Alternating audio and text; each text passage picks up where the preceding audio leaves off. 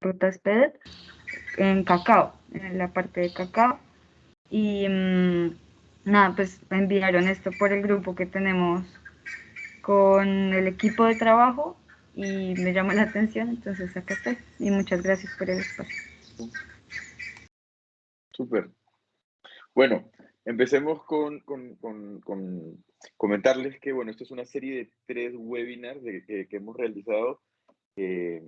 Definitivamente, en este webinar de inicio de año, que quizás no hicimos la fuerza en las comunicaciones que menciona Carolina, pero vamos a aprender de las lecciones.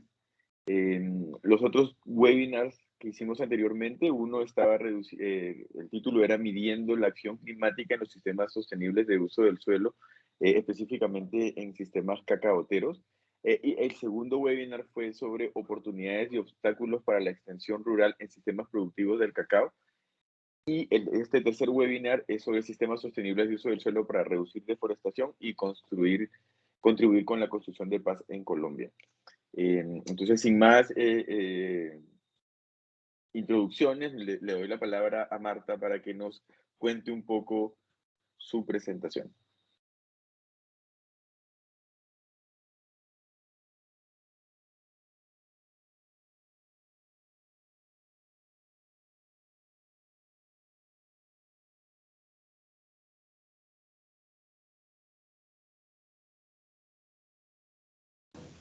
Hola, ¿me están escuchando? Hola.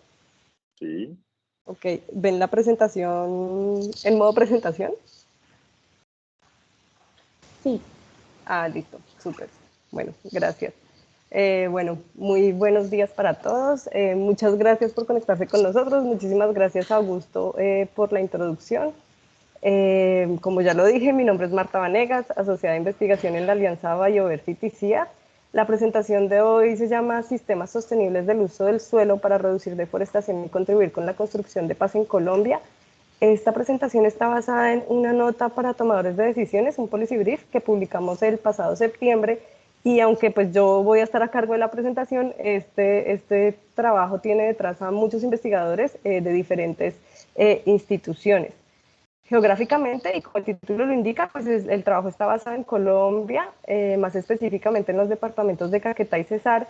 Sin embargo, todas las metodologías que estamos desarrollando y que estamos implementando tienen el potencial de ser adaptadas y ajustadas a otras regiones o a otros países que presenten altas tasas de deforestación y pues que también presenten como temas de construcción de paz o de conflicto.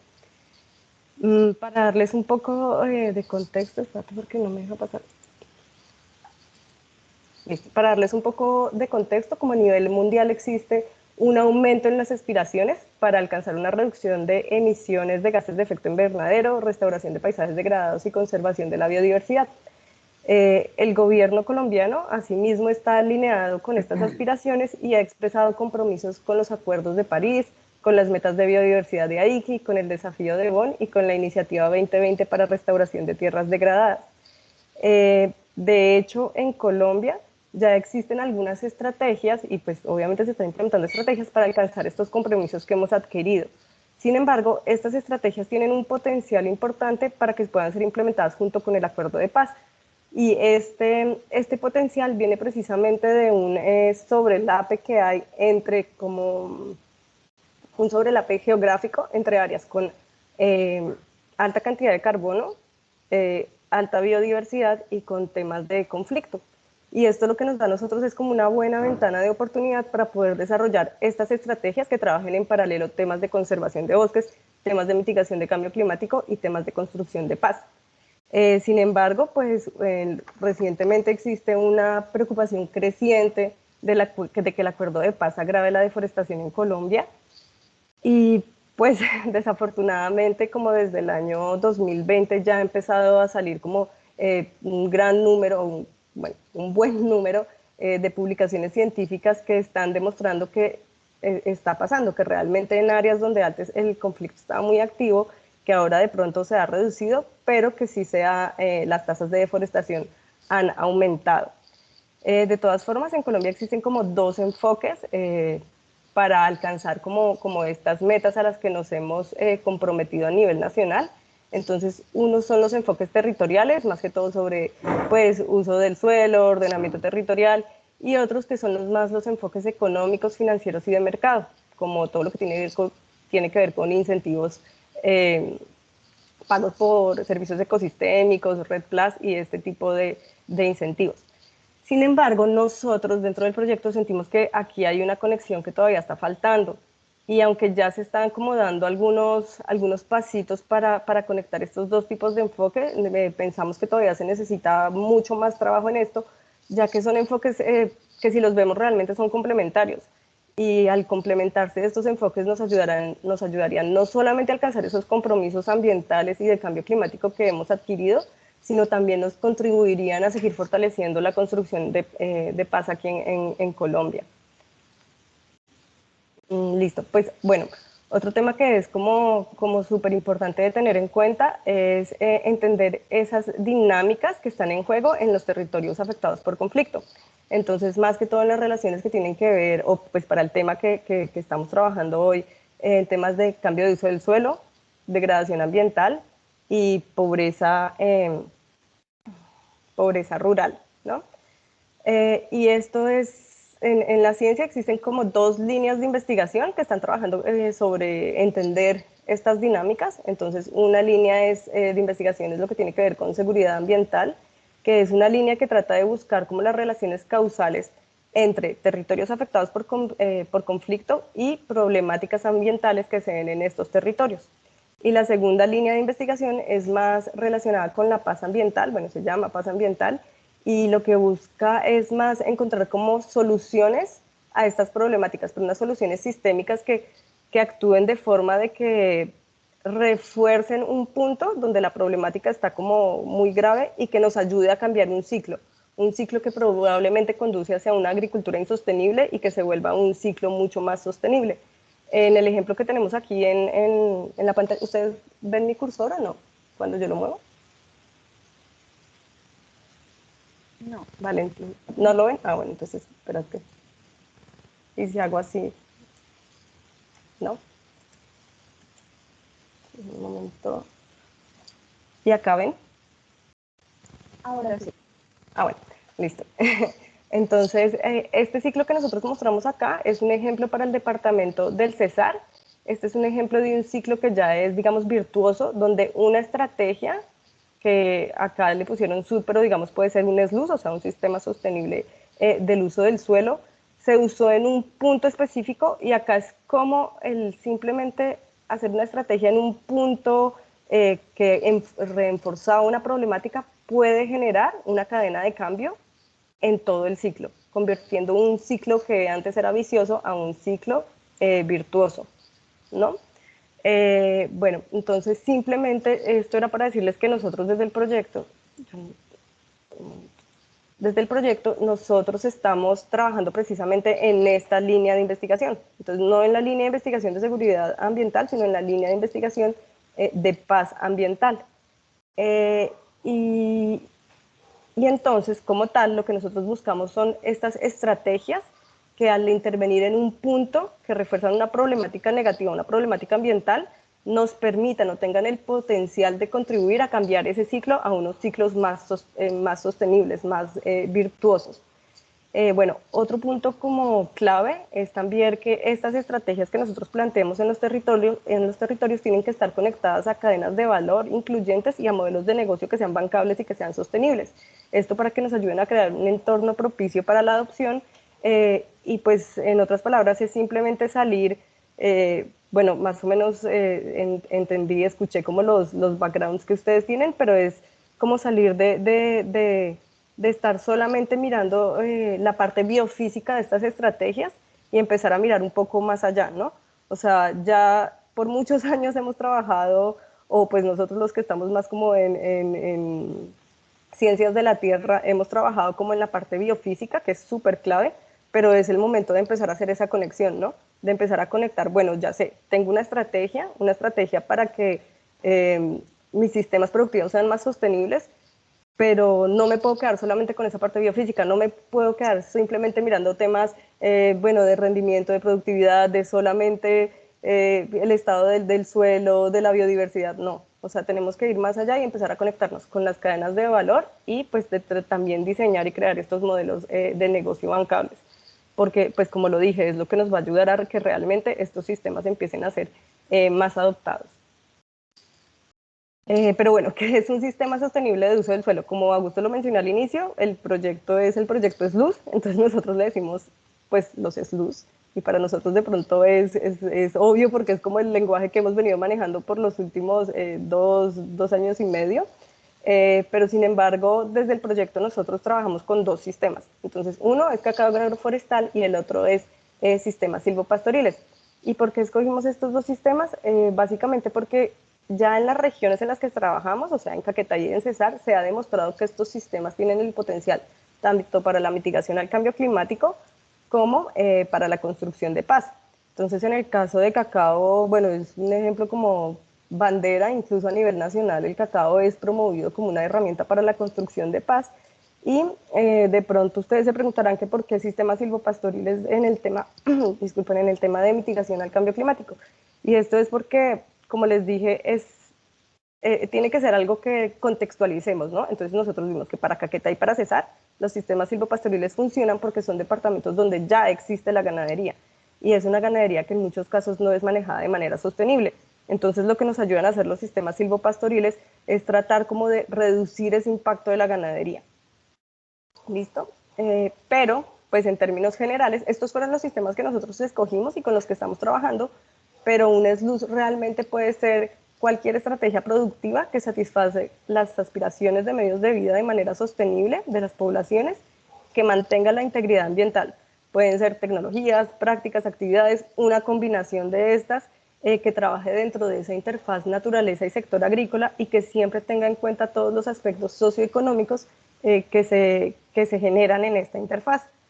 Los SLUs también tienen que ser basados en principios pues, de mantenimiento y mejora de la productividad, la protección de los recursos naturales y ser pues, económicamente viables y socialmente aceptados por las comunidades locales con las que estemos trabajando. Entonces nosotros como estrategias de sistemas de uso sostenible que cumplan con estas características tienen el potencial para construir la paz, para reducir la deforestación y al reducir la deforestación para mitigar el cambio climático. Básicamente porque tienen potencial para la construcción de paz, porque nos permiten crear medios de vida diversos e inclusivos, permiten que conectemos a las poblaciones vulnerables con espacios de gobernanza, donde se debaten temas importantes como acceso y uso de la tierra, acceso y uso de recursos naturales, estabilidad de precios. Y esto es clave porque pues, estas poblaciones vulnerables y sobre todo estas poblaciones que han sido afectadas por el territorio, históricamente han sido o no han sido más bien invitadas a estos espacios de diálogo donde se debaten temas que para ellos son realmente clave, porque estamos hablando de sus medios de vida, estamos hablando de los recursos que ellos necesitan pues para no solo para, bueno, para vivir y para sobrevivir. Como ya se pueden haber dado cuenta de lo que he dicho, como que estos sistemas sostenibles de uso del suelo no es algo completamente novedoso, o sea, no nos estamos inventando acá la rueda. Estos son sistemas que ya han sido promovidos en Colombia, de pronto pues, con diversos nombres, pero acá como el punto clave es que la adopción y el escalamiento no son como lo hemos esperado. O sea, nosotros hemos hablado de sistemas silvopastoriles y de sistemas agroforestales en cacao ya por muchos, muchos años. Sin embargo, pues si vamos a los territorios, vemos que su adopción no es lo que debería ser para toda la promoción que se le ha hecho. Entonces, con esta información que nosotros tuvimos, y como para mejorar todo este tema de adopción y de escalamiento, a través de investigaciones pues, con bases sólidas científicas, identificamos 6 pasos o 6 factores que nos permitan diseñar SLUs o esas estrategias que apunten a mitigar cambio climático y a la construcción de paz. Entonces, como el primer pasito es pues, identificar esas áreas geográficas donde prioridades de conservación de bosques y construcción de paz se traslapan. Una vez que tenemos identificadas estas áreas geográficas y priorizamos las regiones donde vamos a trabajar, lo siguiente es como realizar un análisis detallado y concienzudo de todos los sistemas productivos que existen en esas regiones para así mismo poder evaluar después cuáles de esos sistemas tienen potencial para mitigar cambio climático y para construcción de paz. El segundo paso es como entender esos modelos locales de gobernanza ambiental que existen en las regiones y esas relaciones entre los impulsores de deforestación y de conflicto. Un tercer paso que también es súper clave y a veces lo obviamos, es todo lo que tiene que ver con la identificación de barreras de adopción y propensión de adopción de los SLUs, pero no solamente a nivel de productor, a nivel de finca, sino también a nivel de cadena de valor. Entonces, porque normalmente lo que hacemos cuando se hace es identificar esas barreras de adopción a nivel de productor, pero muchas veces las barreras que son más difíciles de sobrepasar son aquellas que están más a nivel de cadena de valor, porque el productor puede adoptar cierta estrategia, pero si al final la cadena de valor no está interesada en ese producto o no va a hacer ninguna diferenciación, pues la motivación del agricultor pues se va a perder, simplemente pues va a seguir haciendo las cosas como las solía hacer porque no va a haber ningún cambio. El cuarto punto es identificar la existencia de las cadenas de valor, pero además trabajar de la mano con estas cadenas de valor para ver el potencial que tienen de establecer estrategias que les permitan tener como unos lentes o como unos enfoques de cero deforestación, de construcción de paz, pero también de tener en cuenta esas barreras de adopción para poder crear estrategias que sobrepasen esas barreras. El quinto punto ya es el diseño de modelos de negocio sostenibles y bancables, porque pero definitivamente esto es lo que nos va a ayudar a tener un escalamiento tanto vertical como horizontal de los SLUs, o sea, de esas estrategias. Y por último, implementar los sistemas de medición y reporte de resultados de conservación de bosque y construcción de paz, ya que esto nos va a permitir tener como información relevante, información continua, acerca de cómo el sistema está funcionando, bueno, si está funcionando, si no está funcionando, y así mismo nosotros podremos tomar las decisiones para hacer los ajustes que sean necesarios. Ahora tenemos, bueno, en cuanto a todo el tema de escalamiento vertical y horizontal, pues para esto sí es clave, bueno, y para todos los puntos, pero acá es clave mirar como esos impulsores y esos obstáculos a nivel regional que que nos están permitiendo o no tener un escalamiento de los SLUs. Este es un trabajo que dentro del proyecto todavía estamos avanzando, todavía estamos trabajando en esto. Sin embargo, algunos resultados preliminares nos permiten decir que la creación de procesos participativos entre las asociaciones de productores, es clave para lograr este escalamiento. Otro tema importante es todo lo que tiene que ver con capacitación y fortalecimiento de capacidades organizacionales y también todo el tema del servicio de extensión. Pero no, y ahí es chévere de pronto para ti, Carolina, que mencionabas que estabas trabajando con este tema. Lo que nosotros decimos al decir que es importante el servicio de extensión es no solamente el servicio de extensión como de forma tradicional, que simplemente va y le dice al productor qué hacer, sino es un servicio de extensión donde haya como que el productor sea activamente involucrado en el proceso y que de hecho sea integrado con el extensionista y el investigador agrícola. Entonces esto quiere decir que el conocimiento que tiene ya el productor también sea tenido en cuenta y se haga una construcción conjunta de ese servicio de extensión. Otro factor importante para este escalamiento es que los agricultores y diferentes actores de la cadena de valor necesitan realmente unir esfuerzos en alianzas que apoyen y contribuyan a la promoción y a la adopción de los SLUs, pero también que en estas alianzas se puedan diseñar conjuntamente estrategias para sobrepasar las barreras de adopción, tanto a nivel de productor como a nivel de cadena de valor. Otro punto importante para el escalamiento, y es un poco como obvio, es como el apoyo directo a los productores para que adopten estos SLUs, porque en últimas es la adopción de esos es luz por parte de los productores, lo que nos va a permitir ir pasando de un nivel de finca a un nivel más de paisaje y empezar a tener unos impactos más significativos en términos de mitigación al cambio climático y construcción de paz a un nivel de paisaje.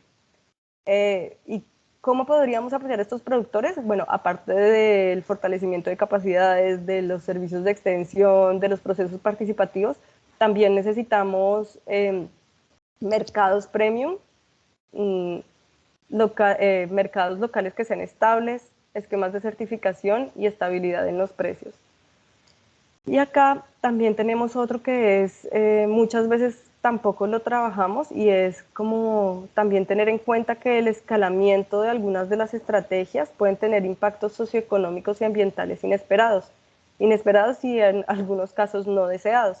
Entonces es importante que siempre se haga un trabajo previo de identificar esos posibles impactos no deseados para así poder tomar medidas, ya sea para evitar o para minimizar, si es que no se pueden evitar, estos impactos inesperados al escalar un sistema sostenible, que pensamos, uy, a nivel de finca ha demostrado ser sostenible, ¿no? Pero que de pronto a nivel de paisaje puede tener algún aspecto no esperado.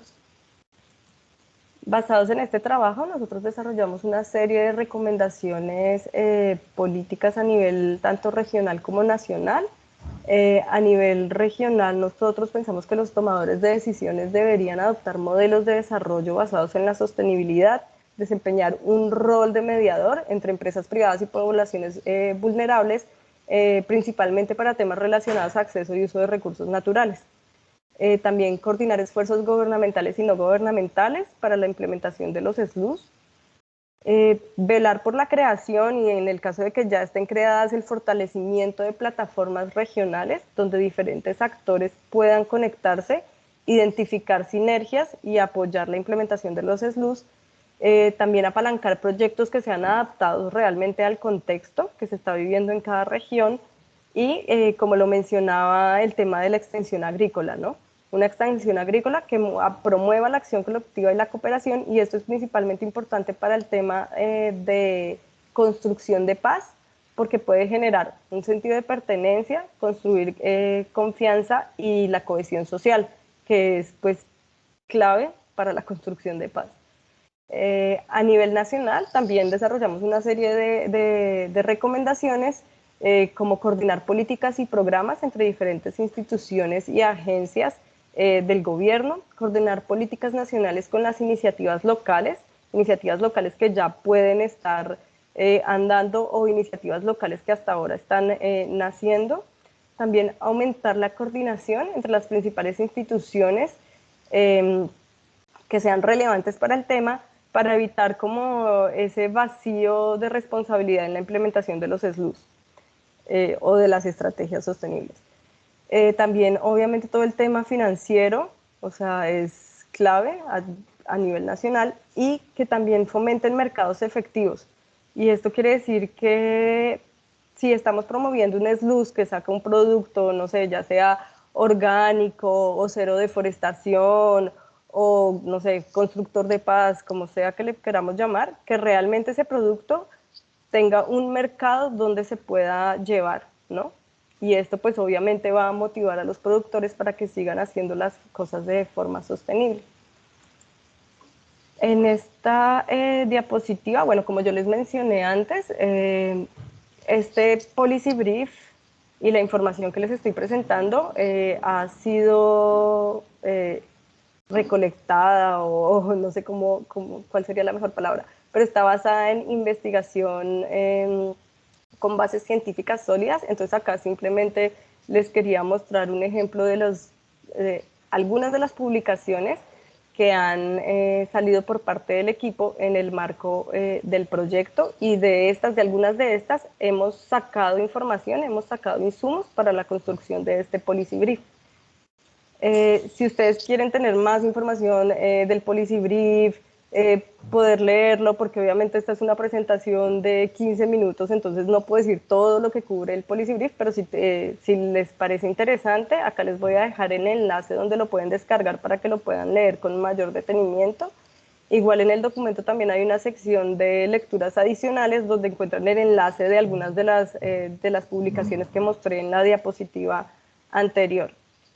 Bueno, para finalizar, solamente quiero mencionar que este Policy Brief y este trabajo que acabo de mencionar se está desarrollando en el marco del proyecto Implementando Sistemas Productivos Sostenibles Agrícolas y Pecuarios para simultáneamente alcanzar conservación de los bosques para la mitigación del cambio climático y la construcción de paz en Colombia, también conocido como el proyecto SLUZ, como lo mencionó Augusto al inicio.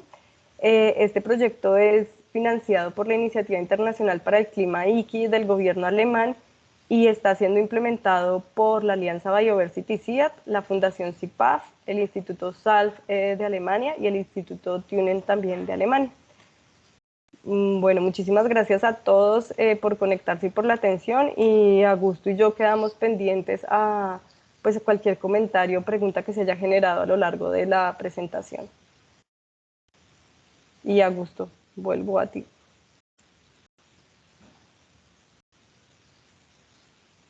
Muchas gracias, Marta, por la presentación. Quisiera consultar con los participantes si es que tienen consultas, preguntas, si quisiera que diéramos énfasis en algunos temas en específico. Y nuevamente agradecer por su participación.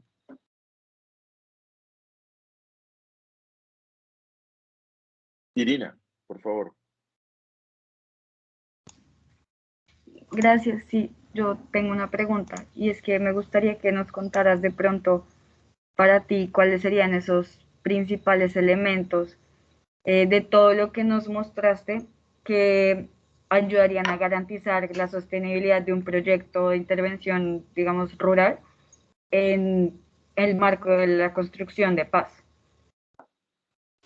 Listo, súper. Mira, para mí hay varias cosas importantes. Uno es que siempre tienes que tener en cuenta el contexto local, tienes que siempre tratar de, tener la participación de las comunidades locales. Y esto yo sé que en esta sociedad ahora, como por proyectos, es un poco complicado, digamos, construir la confianza rápidamente con las comunidades. Es normalmente un trabajo que lleva años y que requiere como estar muy presentes en la zona. Entonces, digamos, la estrategia que nosotros tenemos ahora es tener personas que están vinculadas al proyecto y que viven en los territorios, entonces pueden tener un contacto constante con las personas que están participando en el proyecto. Tratar de que esas intervenciones sean creadas de manera conjunta. Entonces nosotros tuvimos todo un proceso de codiseño en el que hablamos, bueno, obviamente este año por temas de pandemia no se pudo hacer como de forma tan participativa como se quisiera, pero sí se hizo el proceso de ir a las fincas, hablar con ellos, recorrer las fincas, saber ellos qué quieren también de esa implementación. O sea, no fue simplemente nosotros, obviamente sí tenemos que hacer un trabajo de selección previa, digamos, todo el tema de identificar qué sistemas son como los que tienen más potencial para cambio climático y para construcción de paz, es un trabajo que nosotros hacemos, pero ya como con una selección más pequeña, ya ir donde ellos y mostrarles qué hay y que ellos también puedan tener como voz y voto, ¿no? O sea, esto sí me interesa para mi finca o de esta forma, en esta área, que ellos también se sientan como partícipes y sientan que no es algo que impusimos, sino algo que construimos juntos. Y otro tema clave también es el tema de los efectos no deseados, ¿no? Pues para podernos asegurarnos que realmente va a ser sostenible a largo plazo y a diferentes escalas, porque como lo mencionaba, alguna estrategia puede parecer sostenible a nivel de finca, pero de pronto si ya se extiende a un nivel de paisaje, puede tener algunos aspectos que al revés nos pueden jugar en contra a la sostenibilidad. Y pues para mí serían como para dejarlo ahí, para no extenderme tanto. No sé, Augusto, si tú tienes algún otro en la cabeza. Bueno, yo sé que tienes un ejemplo, ¿no? Porque el de los terneros. Ah, sí. Ese es un súper ejemplo. Sí, eso quizás contarles un poco el contexto, ¿no? Colombia viene trabajando mucho en promover sistemas sostenibles de uso del suelo, entre ellos sistemas silvopastoriles. los cuales se han identificado que tienen muchos beneficios a escala de finca, ¿no? Van desde beneficios ambientales, como incrementar los stocks de carbono, incrementar la biomasa, y mejorar el suelo, también de bienestar animal, incluso incremento de los beneficios económicos a los agricultores. Eso es fantástico lo que proponen los sistemas silvopastoriles. Sin embargo, estos sistemas silvopastoriles generalmente se enfocan en agricultores o en ganaderos pequeños, medianos, grandes, que están ubicados cerca de los mercados y que no necesariamente están en las zonas de deforestación o en las zonas donde están los conflictos. Sin embargo, el énfasis es en ganadería de leche. Claramente sabemos que la ganadería de carne está un poco más, generalmente está ubicada un poco más adentro hacia los bosques, y no necesariamente en donde se produce la leche. El asunto es que cuando cuando uno propone o implementa sistemas silvopastoriles, incrementan todos los outputs de producción, mejora la calidad de la leche, incrementa la producción de leche, incrementa los ingresos de los agricultores, pero también incrementa los becerros, ¿no? El número de becerros y el número de terneros se incrementa, porque es así, porque todo mejora de alguna manera. Esos becerros posteriormente son vendidos y en muy buena medida estos becerros son vendidos para la producción de carne.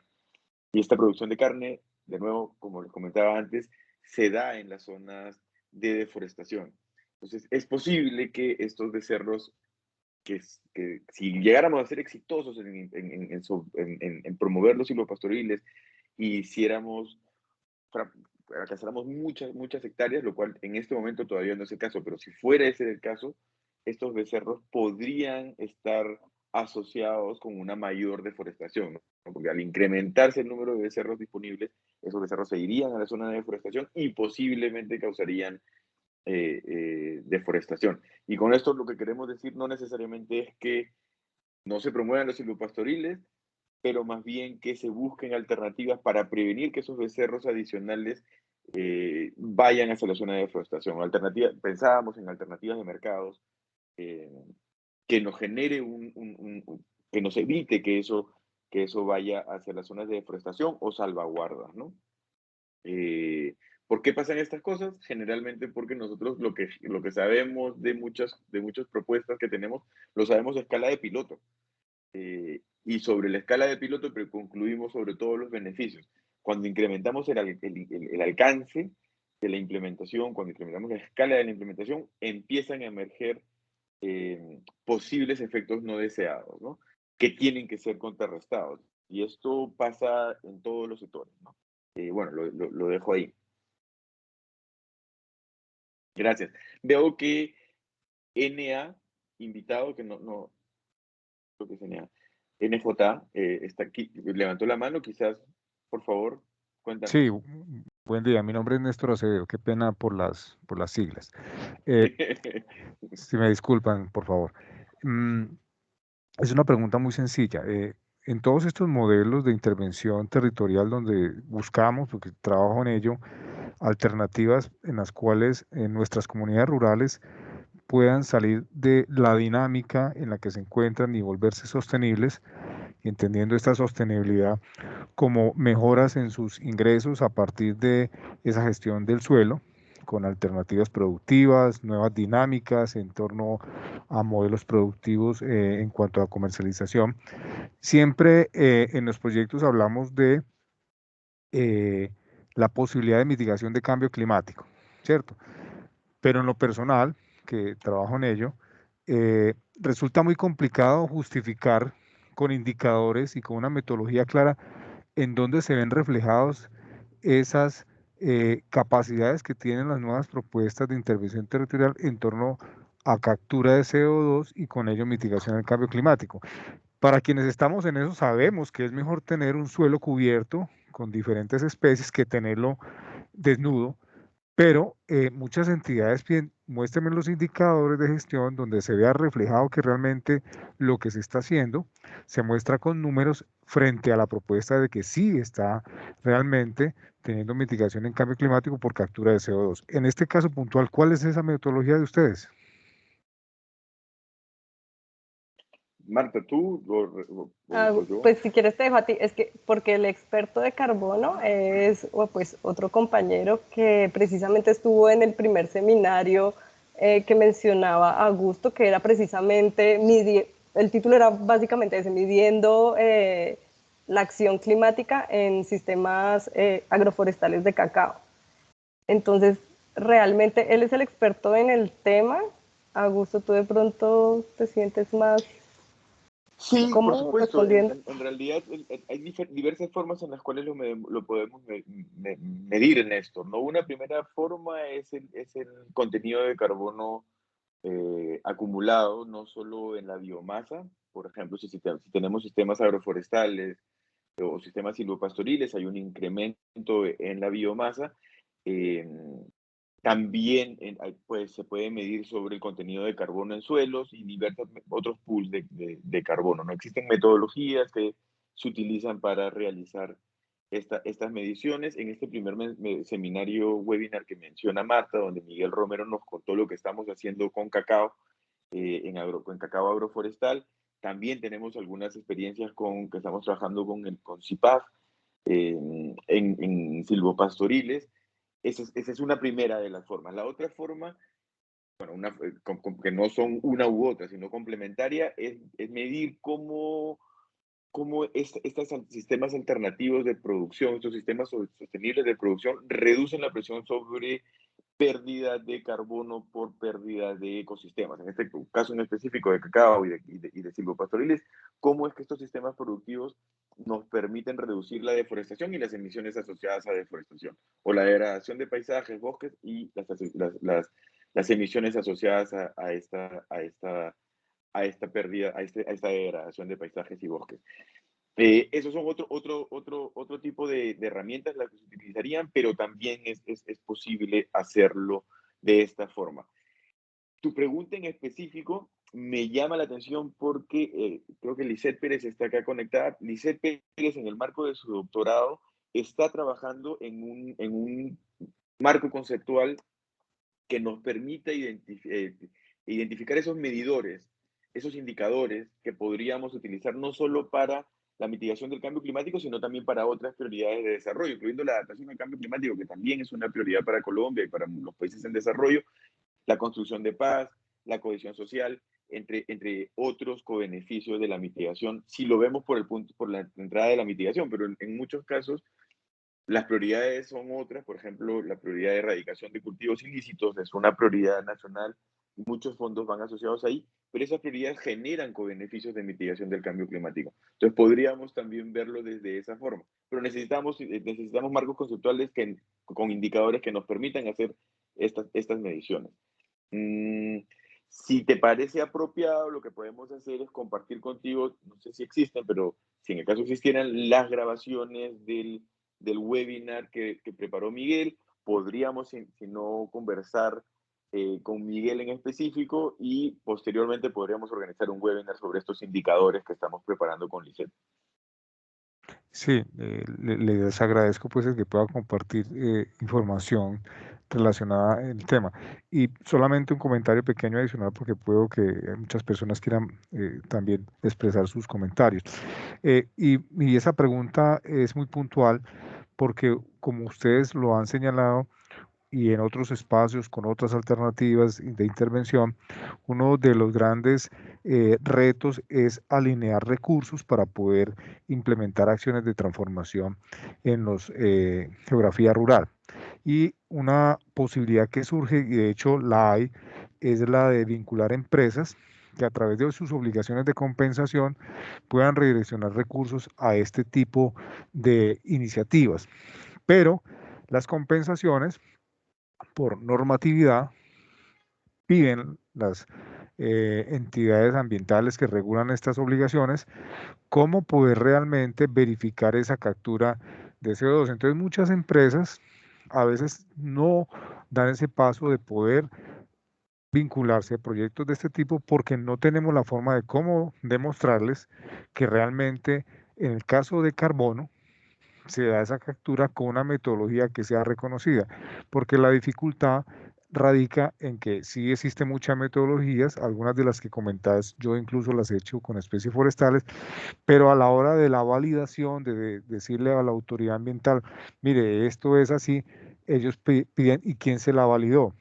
Y en la validación se quedan una cantidad de recursos que deberían estarse más bien dedicados a temas de implementación. Entonces, en esa orientación va mi palabra, porque creo que ya hay muchas iniciativas, el CIA tiene esto, hay otras entidades que han avanzado profundamente, pero creo que nos estamos quedando cortos en demostrarle, en este caso puntual, a las entidades ambientales de que es necesario que reconozcan estos procesos con unas validaciones sencillas, puntuales, para poder hacer que las empresas que tienen obligaciones puedan vincularse a estas iniciativas y no solamente cubran sus obligaciones, sino que realmente se vea la función filosófica de la compensación, que es eso, es aportar a generar otras opciones a partir de la identificación de los impactos. Eso era lo que quería decir y muchas gracias.